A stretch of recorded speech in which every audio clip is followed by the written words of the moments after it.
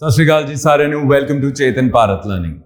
देखो आज ਆਪਾਂ डिस्कस करांगे previous year questions for Punjab PCS nomination examination departmental examination. ना मैं पहले भी अपनी वीडियोस ਦੇ ਵਿੱਚ ਕਹਿ ਚੁੱਕਿਆ ਹਾਂ ਕਿ ਜਿਹੜੇ डिपार्टमेंटल एग्जामिनेशंस है ना, ਜਿਹੜੇ डिपार्टमेंटल एग्जामिनेशंस ਦੇ थ्रू ਤੁਸੀਂ PCS ਅਫਸਰ ਭਰਤੀ ਹੋਵੋਗੇ, ਪਹਿਲਾਂ ਉਹਦੇ ਸਵਾਲ ਨਾ ਜਾਂ ਪਹਿਲਾਂ ਕੁਐਸਚਨਸ ਜਿਹੜੇ ਹੁੰਦੇ ਸੀ ਉਹ ਸੌਖੇ ਹੁੰਦੇ ਸੀ, ਈਜ਼ੀ ਹੁੰਦੇ ਸੀ।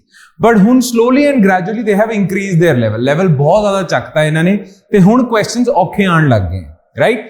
इसे करके मैं पहला भी हर बारी कहना ते I will repeat this again in this video as well कि यार तैयारी आपां नूं प्रॉपर तरीके नाल करनी है बिकॉज लेवल ठीक ठाक हो चुका है, राइट। नाउ तुहाडे रिटन एग्जामिनेशन दे सिलेबस दे विच ना हिस्टरी दा पोर्शन हैगा, राइट। नाउ हिस्टरी दा हिस्टरी दे जिहड़े क्वेश्चंस हैगे ना, जे आपां पास्ट ईयर क्वेश्चंस नूं एनालाइज करिए तो मोर फैक्चुअल इन नेचर हैगे। तुसी देखोगे आपां डिस्कस करेंगे जब मोर फैक्चुअल इन नेचर है कि डेट पूछ रहे हैं, ना पूछ रहे हैं बंदे दा, किने फलानी किताब लिखी है, किने पोइट्री दी किताब लिखी है, ये सारियां चीज़ां जिहड़ियां हैगियां फैक्चुअल जिहड़ी इंफॉर्मेशन है history the. Which governor general made this, which governor general did that, Maratha Anglo Maratha war होया सी तां किस जनरल ने अटैक कीता सी या किस मराठा जनरल ने डिफेंड कीता सी। ये जिहड़े ट्रिविया बेस्ड इंफॉर्मेशन हुंदी है, जिहड़ी फैक्चुअल इंफॉर्मेशन हुंदी है, ਉਹਦੇ ਤੇ ਜ਼ਿਆਦਾ ਫੋਕਸ ਹੁੰਦਾ ਹੈ PPSC ਦਾ, ਰਾਈਟ। ਤੇ ਇੱਕ ਹੋਰ ਗੱਲ, ਜਿਹੜੀ ਫੈਕਚੁਅਲ ਸਵਾਲ ਇਹਨਾਂ ਨੇ ਪੁੱਛਣੇ ਵੀ ਹੈਗੇ ਆ ਨਾ, ਉਹ ਜ਼ਿਆਦਾ ਔਖੇ ਨਹੀਂ ਪੁੱਛਣੇ, ਜ਼ਿਆਦਾ ਡਿਫਿਕਲਟ ਨਹੀਂ ਪੁੱਛਣੇ। मतलब जे मैं 3 कैटेगरीज ਦੇ ਵਿੱਚ ਵੰਡਦਾ ਨਾ ਕੁਐਸਚਨਸ ਦੀ ਕੁਆਲਿਟੀ ਨੂੰ, ਤਾਂ ਇੱਕ ਹੁੰਦੀ ਹੈ ਈਜ਼ੀ ਕੈਟੇਗਰੀ, ਮੀਡੀਅਮ ਤੇ ਡਿਫਿਕਲਟ। ਤਾਂ ਮੀਡੀਅਮ ਟੂ ਈਜ਼ੀ ਲੈਵਲ ਤੱਕ ਹੀ ਫੈਕਚੁਅਲ ਕੁਐਸਚਨਸ ਪੁੱਛ ਰਹੇ ਆ ਤੁਹਾਡੇ ਤੋਂ, ਤੁਸੀਂ ਹੁਣ ਦੇਖੋਗੇ, ਰਾਈਟ। ਤਾਂ ਮੀਡੀਅਮ ਟੂ ਈਜ਼ੀ, ਬਹੁਤ ਜ਼ਿਆਦਾ ਔਖੇ ਕੁਐਸਚਨਸ ਨਹੀਂ ਪੁੱਛ ਰਹੇ, ਬਹੁਤ ਜ਼ਿਆਦਾ ਬਿਲਕੁਲ ਹੀ ਰਿਮੋਟ ਜਿਹੜੇ ਫੈਕਟਸ ਹੁੰਦੇ ਨੇ, ਜਿਹੜੇ ਕਿਸੇ ਨੂੰ ਵੀ ਨਹੀਂ ਪਤਾ ਹੁੰਦੇ ਹਿਸਟਰੀ ਦੇ, ਉਹ ਨਹੀਂ ਪੁੱਛਦੇ। ਮਤਲਬ ਨਾਰਮਲ ਜੇ ਫੈਕਟਸ ਪੁੱਛ ਰਹੇ ਆ ਤੁਹਾਡੇ ਤੋਂ, ਠੀਕ ਹੈ। ना देखते हैं ਆਪਾਂ किस तरह के क्वेश्चंस पूछ रहे हैं हिस्ट्री तो, ऑलराइट। तो प्रीवियस ईयर क्वेश्चंस ਅਸੀਂ एनालाइज करांगे एंड हिस्ट्री ਦੇ ਹੈਗੇ हैं which includes ancient history, medieval history, modern history, alright. now question number 1 देखते हैं। ਇਹ ancient history ਤੋਂ ਸਵਾਲ ਹੈਗਾ, which metal does the term sham ayas given in Rig Veda refer to। Rig वेदा ਦੇ ਵਿੱਚ ਨਾ, ऋग वेद ਦੇ ਵਿੱਚ ਸ਼ਾਮ ਅਯਾਸ ਵਰਡ ਲਿਖਿਆ ਹੋਇਆ ਹੈ, ਠੀਕ ਹੈ। ਇਹ ਕਿਸ ਮੈਟਲ ਨੂੰ ਇੰਡੀਕੇਟ ਕਰਦਾ? ਨਾ ਅਯਾਸ ਜਿਹੜਾ ਵਰਡ ਹੈਗਾ ਨਾ, ਉਹ ਮੈਟਲ ਹੁੰਦਾ ਇਸ ਦਾ ਮਤਲਬ, ਠੀਕ ਹੈ। ਸ਼ਾਮ ਜਿਹੜਾ ਵਰਡ ਹੈਗਾ ਉਹ ਜਨਰਲੀ ਯੂਜ਼ ਹੁੰਦਾ ਹੈ ਉਹ ਮੈਟਲ ਦੇ ਵਾਸਤੇ ਜਿਹੜਾ ਥੋੜਾ ਬਲੈਕਿਸ਼ ਇਨ ਕਲਰ ਹੈ। ਸ਼ਾਮ ਵਰਡ ਹੀ in a sense is referring to something which is a little blackish in colour, right. ਤਾਂ ਇਸੇ ਕਰਕੇ ਅਯਾਸ ਮੀਨਸ ਮੈਟਲ, ਸ਼ਾਮ ਥੋੜਾ ਜਿਹਾ ਬਲੈਕਿਸ਼ ਹੈ। ਸਿਲਵਰ ਤਾਂ ਹੋ ਨਹੀਂ ਸਕਦਾ, ਲੈਡ ਬਿਲਕੁਲ ਨਹੀਂ ਹੈ, ਜ਼ਿੰਕ ਨਹੀਂ ਹੈ, ਆਇਰਨ, ਠੀਕ ਹੈ। ਜੇ ਤੁਹਾਨੂੰ ਥੋੜੀ ਬਹੁਤੀ ਸੰਸਕ੍ਰਿਤ ਦੀ ਨੌਲੇਜ ਹੈ ਜਾਂ ਐਂਸ਼ੀਐਂਟ ਹਿੰਦੀ ਵਰਡਸ ਦੀ, ਹਿੰਦੀ ਵੋਕੈਬਲਰੀ ਦੀ ਨੌਲੇਜ ਹੈ, ਤਾਂ ਤੁਸੀਂ ਇਸ ਕੁਐਸਚਨ ਨੂੰ ਵੈਸੇ ਹੀ ਤੋੜ ਸਕਦੇ ਹੋ, ਭਾਵੇਂ ਤੁਹਾਨੂੰ ਪਤਾ ਹੋਏ ਜਾਂ ਨਾ ਪੜਿਆ ਹੋਏ ਤੁਸੀਂ ਇਸ ਬਾਰੇ, ਠੀਕ ਹੈ। ਬਾਕੀ ਤੁਸੀਂ ਯਾਦ ਰੱਖਣਾ ਬਸ, ਰਿਗਵੇਦ ਤੋਂ ਐਂਸ਼ੀਐਂਟ ਇੰਡੀਆ ਤੋਂ ਸਵਾਲ ਪੁੱਛਦੇ ਆ ਤੇ ਰਿਗਵੇਦ ਤੋਂ ਸਵਾਲ ਵੀ ਪੁੱਛਿਆ ਜਾਂਦਾ, ਵੇਦਾਸ ਤੋਂ ਵੀ ਸਵਾਲ ਪੁੱਛਿਆ ਜਾਂਦਾ। ਖੈਰ, Shyam ayas is iron, all right. Next, identify the name of Portuguese governor who defeated the Arabs and Egyptians at Diu, Daman and Diu, ਜਿਹੜੀ ਟੈਰੀਟਰੀ ਹੈਗੀ ਇੰਡੀਆ ਦੇ ਵਿੱਚ, ਠੀਕ ਹੈ। ਅਸੀਂ ਜਾਣਦੇ ਹਾਂ ਨਾ ਮਾਡਰਨ ਇੰਡੀਆ ਦੇ ਵਿੱਚ ਇਹ ਜਿਹੜੀ ਟੈਰੀਟਰੀ ਸੀਗੀ ਦਮਨ ਐਂਡ ਦਿਊ, ਦਾਦਰਾ ਐਂਡ ਨਗਰ ਹਵੇਲੀ, ਗੋਆ, ਇਹ ਪੋਰਚੁਗੀਜ਼ ਦੇ ਕੰਟਰੋਲ 'ਚ ਸੀਗੀ, ਇੰਗਲਿਸ਼ ਦੇ ਕੰਟਰੋਲ 'ਚ ਨਹੀਂ ਸੀਗੀ, ਰਾਈਟ। ਨਾਓ ਵਿਚ ਪੋਰਚੁਗੀਜ਼ ਗਵਰਨਰ ਡਿਫੀਟਡ ਦੀ ਅਰਬਸ, ਪਹਿਲਾਂ ਅਰਬਸ ਦੇ ਕੰਟਰੋਲ 'ਚ ਸੀਗਾ ਇਹ ਏਰੀਆ, ਐਂਡ ਇਜਿਪਸ਼ੀਅਨਸ ਐਟ ਦਿਊ, ਠੀਕ ਹੈ। ਇਹ ਸਵਾਲ ਆਪਣਾ ਮਿਡੀਵਲ ਹਿਸਟਰੀ ਤੋਂ ਹੈ। ਤਾਂ his name was Francis de Almeida, very famous Portuguese governor, ठीक है। ਤਾਂ ਇਸ ਕੁਐਸਚਨ ਦਾ ਆਨਸਰ ਹੈਗਾ B। Next, under which Maratha general, ਮੈਂ ਕਿਹਾ ਸੀ ਨਾ ਫੈਕਚੁਅਲ ਕੁਐਸਚਨ ਪੁੱਛ ਰਹੇ ਹਾਂ, under which Maratha general was the second battle of Katwa in eastern India fought in 1745। Now ਇਹ ਜਿਹੜਾ ਫੈਕਚੁਅਲ ਕੁਐਸਚਨ ਹੈਗਾ ਨਾ, ਇਹ ਥੋੜਾ ਟਫ ਹੈ, ਠੀਕ ਹੈ। ਮੈਂ ਕਿਹਾ ਸੀ ਨਾ 3 ਕੈਟੇਗਰੀਜ਼ ਦੇ ਕੁਐਸਚਨਸ ਹੁੰਦੇ ਆ, ਇਹ ਡਿਫਿਕਲਟ ਕੈਟੇਗਰੀ 'ਚ ਮੈਂ ਪਾਵਾਂਗਾ ਕਿਉਂਕਿ ਫੈਕਚੁਅਲ ਕੁਐਸਚਨ ਤਾਂ ਹੈਗਾ ਬਟ ਇਹ ਥੋੜਾ ਰਿਮੋਟ ਫੈਕਟ ਹੈਗਾ। 1-2 ਰਿਮੋਟ ਫੈਕਟਸ ਵਾਲੇ ਸਵਾਲ ਆ ਸਕਦੇ ਆ, ਬਟ ਜਨਰਲ ਤੁਸੀਂ ਪੈਟਰਨ ਦੇਖੋਗੇ moderate to easy, medium to easy level ਦੇ ਹੋਣਗੇ। Under which Maratha general was the second battle of Katwa in eastern India fought in 1745। 1745 ਦੇ ਵਿੱਚ Maratha fought against the English under the leadership of Malhar Rao Holkar. C. All right. Next, in Milind Panu. Now this is an easy question. Again, fact based है, पर easy है. In Milind Panu, the debate between King Milind, Indo-Greeks ਦਾ ਸਭ ਤੋਂ famous king ਸੀਗਾ, and which Buddhist philosopher is found. ठीक है, Indo-Greeks ਦਾ ਕਬਜ਼ਾ ਸੀਗਾ ਇੱਕ ਪੁਆਇੰਟ ਦੇ ਵਿੱਚ ਨਾਰਥ ਵੈਸਟਰਨ ਇੰਡੀਆ ਦੇ ਉੱਤੇ, ਠੀਕ ਹੈ, which includes today's Punjab, ancient India ਦੇ ਟਾਈਮ ਦੇ ਵਿੱਚ. ਤਾਂ ਉਸ ਵੇਲੇ ਨਾ ਬੁੱਧਿਸਟ ਕਲਚਰ ਬਹੁਤ ਜ਼ਿਆਦਾ ਫਲਰਿਸ਼ ਕਰ ਰਿਹਾ ਸੀ, ਤਾਂ ਇੱਕ ਬੁੱਧਿਸਟ ਫਿਲਾਸਫਰ ਤੇ ਕਿੰਗ ਦੀ, ਇੰਡੋ ਗ੍ਰੀਕ ਕਿੰਗ ਦੀ ਮੀਟਿੰਗ ਹੋਈ ਸੀ, ਤੇ ਉਹਨਾਂ ਦੀ ਜਿੰਨੀ ਵੀ ਬਾਤਚੀਤ ਸੀਗੀ ਉਹ ਮਿਲਿੰਦ ਨੇ ਆਪਣੀ ਆਟੋਬਾਇਓਗ੍ਰਾਫੀ ਦੇ ਵਿੱਚ ਲਿਖੀ ਹੈ, ਮਿਲਿੰਦ ਪਾਨੂ. ਤਾਂ ਉਹ ਕਿਸ ਬੁੱਧਿਸਟ ਸੇਂਟ ਨਾਲ ਗੱਲ ਕਰ ਰਿਹਾ ਹੈ?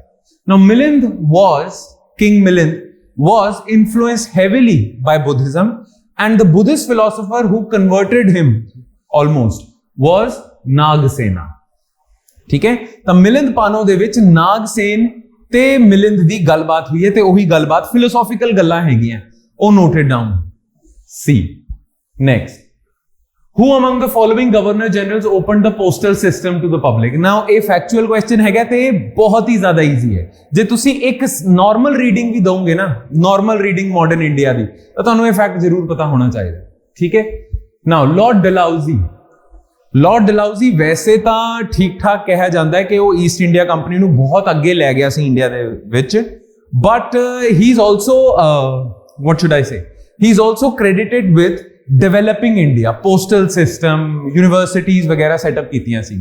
खैर, lord Dalhousie governor general, he established Indian postal system. A.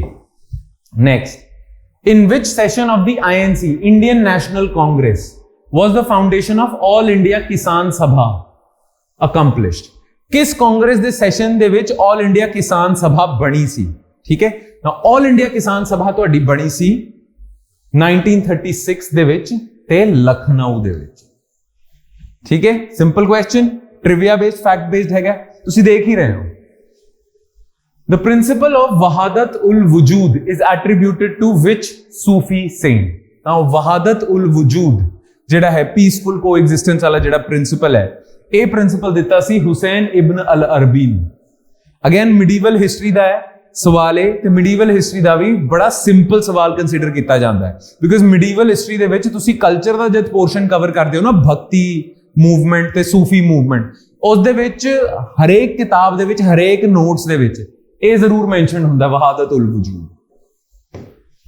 Next, list 1 contains the name of the author. मैं क्या सी ना, किस बंदे ने केड़ी किताब लिखी है, ये पूछते हैं.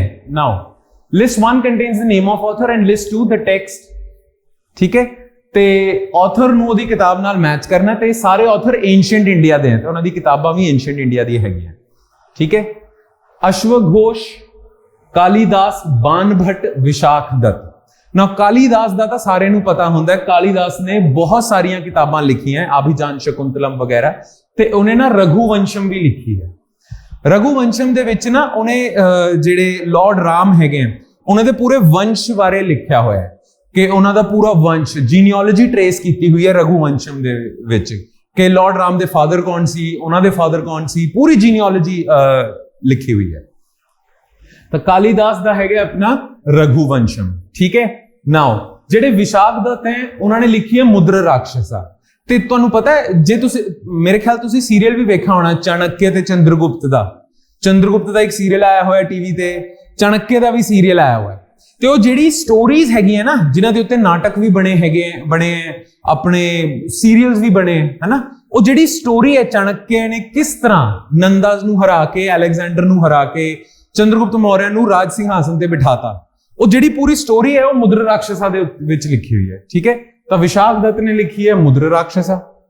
ਠੀਕ ਹੈ, ਤੁਸੀਂ ਇਹ ਦੋ ਵੀ ਤੁਹਾਨੂੰ ਪਤਾ ਹੈ ਜਿਹੜੇ ਸਭ ਤੋਂ ਈਜ਼ੀ ਹੈ, ਤੁਸੀਂ ਆਨਸਰ ਤੋੜ ਸਕਦੇ ਹੋ. ਤੁਸੀਂ ਬੀ ਆਪਸ਼ਨ ਦੇਖਿਓ, ਬੀ ਕਾਲੀਦਾਸ ਨੇ ਲਿਖੀ ਹੈ ਰਘੁਵੰਸ਼ਮ, ਡੀ ਆਪਣਾ ਵਿਸ਼ਾਖ ਦੱਤ ਨੇ ਲਿਖੀ ਹੈ ਮੁਦਰ ਰਾਖਸ਼ਸਾ, ਬਾਨਭੱਟ ਜਿਹੜੇ ਹੈਗੇ ਉਹਨਾਂ ਨੇ ਕਦੰਬਰੀ ਲਿਖੀ ਹੈ, ਤੇ ਆਪਣੇ ਜਿਹੜੇ ਅਸ਼ਵਘੋਸ਼ ਸੀਗੇ ਉਹਨਾਂ ਨੇ ਸੌਂਦਰਨੰਦ ਲਿਖੀ ਹੈ. ਠੀਕ ਹੈ, ਤੇ ਇਸ ਕੁਐਸਚਨ ਦਾ ਆਨਸਰ ਹੈਗਾ B. Next, naval mutiny of 1946 got the support of which organisation? देखो 1946 ਦੇ ਵਿੱਚ ਆਲਮੋਸਟ ਬ੍ਰਿਟਿਸ਼ ਛੱਡਣ ਵਾਲੇ ਸੀ ਆਪਣੇ ਸਾਡੀ ਕੰਟਰੀ ਨੂੰ. ਠੀਕ ਹੈ, ਬਿਕੋਜ਼ ਇੰਡੀਆ ਦੇ ਵਿੱਚ ਕਾਫੀ ਜ਼ਿਆਦਾ ਰਿਵੋਲਟ ਦੀ ਸਥਿਤੀ ਬਣ ਗਈ ਸੀ. ठीक है। फिर भी बहुत सारे ब्रिटिशर्स ਨੂੰ ਲੱਗ ਰਿਹਾ ਸੀ ਕਿ ਨਹੀਂ ਆਪਾਂ 10-15 ਸਾਲ ਹੋਰ ਇੰਡੀਆ ਤੇ ਰਾਜ ਕਰ ਸਕਦੇ ਹਾਂ। ਪਰ ਤੁਹਾਨੂੰ ਪਤਾ ਬ੍ਰਿਟਿਸ਼ ਦਾ ਰਾਜ ਇੰਡੀਆ ਦੇ ਉੱਤੇ ਕਾਬਜ਼ ਕਿਸ ਗੱਲ ਕਰਕੇ ਸੀਗਾ? ਬ੍ਰਿਟਿਸ਼ ਦਾ ਰਾਜ on India was because of their military. But ਜਦ ਮਿਲਟਰੀ ਵੀ ਰਿਵੋਲਟ ਕਰਨ ਲੱਗ ਪਈ ਨਾ ਤਾਂ ਬ੍ਰਿਟਿਸ਼ ਨੂੰ ਲੱਗਿਆ ਕਿ ਇੰਡੀਆ ਦੇ ਉੱਤੇ ਉਹ ਹੋਰ ਰਾਜ ਨਹੀਂ ਕਰ ਸਕਦੇ। ਤਾਂ ਇਹ ਉਹਨਾਂ ਨੂੰ ਪੱਕਾ ਹੋਇਆ ਕਿ ਆਪਣੇ ਕੰਟਰੋਲ 'ਚ ਆਰਮੀ ਵੀ ਨਹੀਂ ਹੈਗੀ ਹੈ। ਜਦ ਰਾਇਲ ਇੰਡੀਅਨ ਨੇਵੀ ਨੇ ਰਿਵੋਲਟ ਕਰਤਾ ਸੀ 1946 ਦੇ ਵਿੱਚ, ਤੇ ਜਦ British Indian navy royal British Indian navy ਨੇ ਰਿਵੋਲਟ ਕਰਿਆ ਸੀ ਨਾ, ਉਹ ਰਿਵੋਲਟ ਕਰਿਆ ਸੀ 1946 ਦੇ ਵਿੱਚ, ਤੇ ਉਸ ਨੂੰ ਸਪੋਰਟ ਮਿਲਿਆ ਸੀ ਕਮਿਊਨਿਸਟ ਪਾਰਟੀ ਆਫ ਇੰਡੀਆ ਦਾ। ਠੀਕ ਹੈ, ਕਾਂਗਰਸ ਨੇ ਠੀਕ ਠਾਕ ਸਪੋਰਟ, ਮਤਲਬ ਮੁਸਲਿਮ ਲੀਗ ਨੇ ਤਾਂ ਬਿਲਕੁਲ ਸਪੋਰਟ ਨਹੀਂ ਕੀਤਾ, ਪ੍ਰਿੰਸਲੀ ਸਟੇਟਸ ਤਾਂ ਵੈਸੇ ਹੀ ਲਾਇਲਿਸਟ ਸੀਗੇ ਬ੍ਰਿਟਿਸ਼ ਦੇ। ਕਮਿਊਨਿਸਟ ਪਾਰਟੀ ਖੜ ਕੇ ਸਿੱਧਾ ਸਾਹਮਣੇ ਆ ਗਈ ਕਿ ਸਾਡਾ ਪੂਰਾ ਸਪੋਰਟ ਹੈ ਨੇਵਲ ਮਿਊਟਨੀ ਦਾ, ਅੰਗਰੇਜ਼ੋਂ ਭਾਰਤ ਛੋੜੋ। ठीक है, answer is C. Then consider the following statements about Sir Syed Ahmad Khan. In 1860 Syed Ahmad Khan established Mohammedan Anglo-Oriental College at Aligarh. ਇਹ ਜਿਹੜੀ ਅੱਜ ਅਲੀਗੜ੍ਹ ਮੁਸਲਿਮ ਯੂਨੀਵਰਸਿਟੀ ਹੈ ਨਾ, ਉਸ ਦਾ ਪਹਿਲਾ ਨਾਮ ਸੀਗਾ Mohammedan Anglo-Oriental College. Anglo British, Oriental Eastern, Oriental ਮਤਲਬ East. Mohammedan Anglo-Oriental College setup ਕੀਤਾ ਸੀ ਅਲੀਗੜ੍ਹ ਦੇ ਵਿੱਚ ਸਰ ਸੈਯਦ ਅਹਿਮਦ ਖਾਨ ਨੇ। ਤੇ ਸਰ ਸੈਯਦ ਅਹਿਮਦ ਖਾਨ ਦਾ ਪਰਪਸ ਕੀ ਸੀਗਾ ਕਿ ਜਿਹੜੇ ਮੁਸਲਿਮਸ ਹੈਗੇ ਆ ਉਹਨਾਂ ਨੂੰ ਮਾਡਰਨ ਐਜੂਕੇਸ਼ਨ ਦਿੱਤੀ ਜਾਵੇ। ਸਰ ਸੈਯਦ ਅਹਿਮਦ ਖਾਨ ਦਾ ਮੰਨਣਾ ਸੀਗਾ ਕਿ ਦੇਖੋ ਮੁਸਲਿਮਸ ਪਿੱਛੇ ਇਸ ਕਰਕੇ ਰਹਿ ਗਏ because they are not adapting British or European studies, European way of knowledge. ਤਾਂ ਮਾਡਰਨ ਐਜੂਕੇਸ਼ਨ ਦੇ ਵਿੱਚ ਐਜੂਕੇਟਡ ਨਹੀਂ ਆ, maximum Muslims are getting educated at ਮਦਰਸਾਸ। ਤਾਂ ਮਾਡਰਨ ਐਜੂਕੇਸ਼ਨ ਉਹਨਾਂ ਨੂੰ ਮਿਲ ਨਹੀਂ ਰਹੀ, ਇਸ ਕਰਕੇ ਜੌਬਸ ਨਹੀਂ ਲੈ ਰਹੇ ਹੋ, ਇਸ ਕਰਕੇ ਪਿਛੜੇ ਰਹਿ ਗਏ ਹੋ। ਤਾਂ to impart modern education to Muslim youth, he set up Mohammedan Anglo-Oriental College, Aligarh, which was renamed afterwards as Aligarh Muslim University.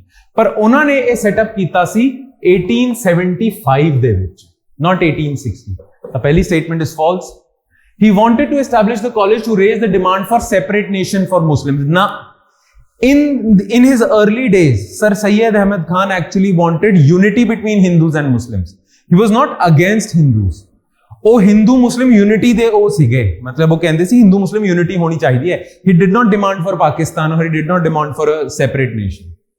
ਠੀਕ ਹੈ ਜੀ। He denounced modern scientific thought propagated by Western education. Na, he in fact wanted modern Western thought to be propagated to Muslims. He wanted them to be educated in Western education, Muslims ਨੂੰ। ਇਹ statement ਵੀ ਗਲਤ ਹੈ। ਠੀਕ ਹੈ, ਤਾਂ all statements are false.